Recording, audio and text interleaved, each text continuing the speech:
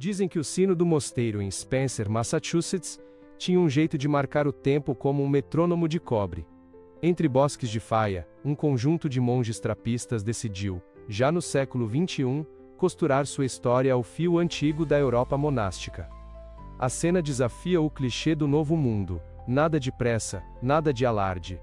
Apenas paciência, aço, água fria de poço, e o silêncio disciplinado de quem aprendeu que produzir também é rezar.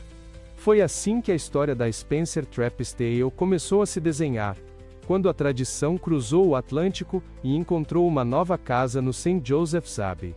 A cultura trapista nasceu do rigor cisterciense e dessas três palavras que ainda ecoam nas adegas frias: ora et labora. O trabalho por ali tem sabor de pão e cerveja. Cerveja que outrora alimentou viajantes, fortaleceu monges em jejuns, aqueceu invernos e sustentou comunidades inteiras. A cerveja trapista não é uma marca, é um compromisso, produzida por monges ou sob sua supervisão, dentro dos muros, com rendas voltadas ao mosteiro e a obras sociais. Em cada garrafa repousa a ideia de que a simplicidade, quando honesta, pode ser profunda. Nesse cenário, a Spencer surgiu como um capítulo pouco provável e muito simbólico. O primeiro mosteiro trapista nos Estados Unidos, a ostentar o selo de autenticidade, a Spencer Brewery moldou um sotaque americano para uma linguagem antiga. A fábrica ergueu-se como extensão da padaria e das geleias do mosteiro, famosas há décadas, e o mosto subiu ao encontro de leveduras que sabiam conversar em belga, sem abrir mão do inglês da casa. Assim, a Spencer Trappist Tale se estabeleceu como embaixadora de um ideal que parecia reservado às abadias da Bélgica, da Holanda e do sul da Itália. A revelação dessa cerveja acontece aos poucos, como a luz que atravessa vitrais. No copo, a Spencer Trappist Ale veste ouro luminoso e espuma firme. É uma Belgian Pale Ale, que privilegia a clareza e a elegância. O nariz encontra casca de pão e trigo estalando. Um suspiro de casca de laranja. Um aceno de pimenta branca. A fermentação traz esteres contidos, lembrando pera madura, e fenóis discretos que jamais atropelam o malte. No paladar, a amarração técnica dá o tom: teor alcoólico de 6,5%, corpo médio, e amargor calibrado em IBU 25. Nada sobra, nada falta. O gole seca com precisão monástica. A parte que não se vê é igualmente fascinante. Mosturação paciente que busca fermentabilidade, lupulagem medida entre notas florais europeias e um toque resinoso que entrega a terra onde nasceu, fermentação em perfil limpo e refermentação na garrafa, que dá à espuma aquele viço demorado, e uma sensação tátil de renda fina.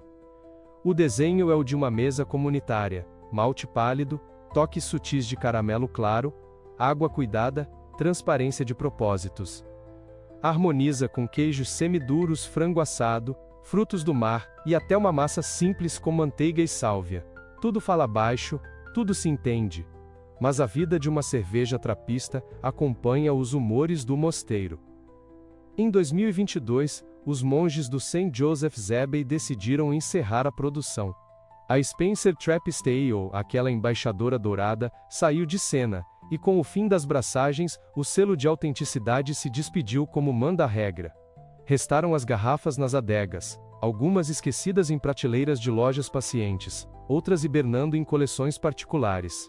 O mosteiro continuou fiel às suas rotinas, suas geleias, sua liturgia. A cervejaria ficou quieta, e na quietude há um tipo de exatidão que só quem visita um claustro entende. Comparar a Spencer com suas irmãs europeias é instigante porque não se trata de melhor ou pior, e sim de matrizes de pensamento. A Westmalle ensinou ao mundo a tripel clara e expansiva, enquanto a Orval catequizou paladares com a dança selvagem dos micróbios e um amargor seco, de pedra e musgo. A Chimay exibe doçura de maltes plenos, e a Rochefort traduz a penumbra do caramelo e da fruta escura. A Spencer escolheu a via da moderação luminosa. Como a Westmalle Extra, como certas Patersbiers servidas em refeitórios, ela privilegia o beber cotidiano, a mesa partilhada, o diálogo entre pão e lúpulo, sem a ostentação do álcool alto. Se formos um passo além, notamos afinidades e fricções. La Trappe, na Holanda, Domina uma paleta larga, mas brilha quando encontra o balanço de malte e frutado maduro. Zundert sussurra ervas e campos. Trefontaine, em Roma, entalha na memória o toque de eucalipto da trípio de monastério mediterrâneo. A Spencer, por sua vez, insinuava traços americanos, uma limpeza cristalina, um frescor de lúpulo que não se perde no dogma europeu, uma secura que convida ao segundo gole. É filosofia aplicada ao copo. O método é o mesmo, a intenção é a mesma, mas a voz muda conforme o claustro. Há também a questão do propósito. Onde algumas abadias mantêm produção limitada e venda no portão, outras alcançam o mundo por importadores, e poucas se tornam mitos pela escassez quase litúrgica. A Spencer escolheu a transparência do acesso, a clareza didática de um rótulo de entrada como se dissesse ao curioso: entre, sente e prove o coração do nosso estilo sem decifrar enigmas. Essa generosidade comunicativa a distinguiu, mesmo quando lançava sazonais e escuras de inverno. O farol, porém, sempre foi a ale dourada, um resumo concentrado da ética trapista em solo americano. E agora que ela não existe mais em tanques nem em linhas de invase, o que fica é a tessitura da memória. Fica a ideia de que a tradição não é uma herança parada, e sim um gesto repetido com inteligência, atento ao lugar onde pousa. Fica a imagem dos monges que escolheram começar e, com igual serenidade, escolheram terminar. Fica o conselho embutido entre bolhas, que se beba devagar, que se escute o tempo, que se aprenda a reconhecer o silêncio no meio do barulho. No fim, a Spencer Trappist Ale ensina que o universo trapista tem latitude e profundidade. Ela foi ponte entre continentes, ritual cotidiano em forma de Belgian Pale Ale. Prova de que 6,5% e um amargor em IBU 25 podem entregar algo maior que a soma dos números. Procure as garrafas remanescentes se puder, compare com uma tripel luminosa, com uma double de mosteiro, com uma ale selvagem e seca de outra abadia. Quem seguir essa trilha perceberá que cada cerveja trapista é um capítulo de um mesmo livro, e alguns capítulos, como o de Spencer, brilham mesmo depois que a prensa se cala. Até a próxima cerveja.